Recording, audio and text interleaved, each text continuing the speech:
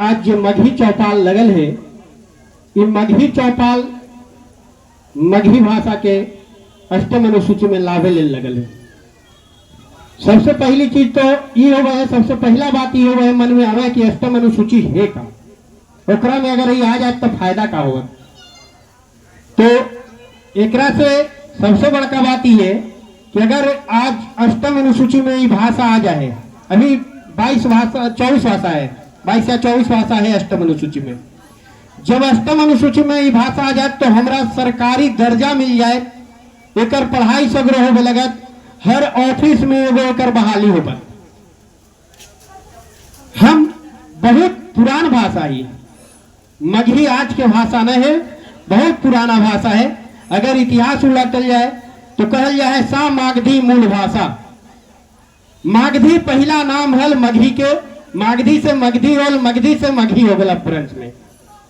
सा मागधी मूल भाषा कहे के अर्थ की सब भाषा के मूल मगही ही हल। आज हमनी के दुर्दिन है कि हमनी के ओकर मैंने दर्जा दिया वाला लड़ाई लड़े पड़ी थे, ये हमनी के दुर्भाग्य है। हमनी ये लड़ाई बहुत दिन से लड़ी थी, लेकिन सरकार कुंभकर्णी निद्रा में सुतल है, ओकर नींद न टूटी थे। हमने ओकरे तोड़ावेला घनघोर आवाज करी थी, लेकिन देखी कब तक टूटे।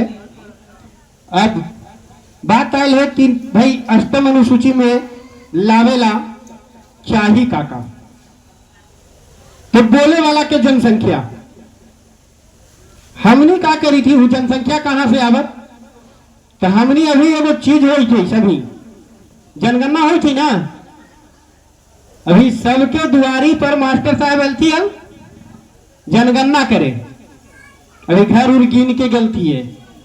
कुछ दिन बाद जो ऐसे तथिन तब पूछता थीन कि तोर मातृभाषा का हो। हमने का करही या मास्टर साहब का करत अपन मन से मातृभाषा हिंदी लिख दे। मातृभाषा यानी माय के भाषा। अरे हमने जन्म ले लिया तो मैया हमने के थोड़े ना हिंदी सुनावा ली, मगहिये में सब सुनावा ली।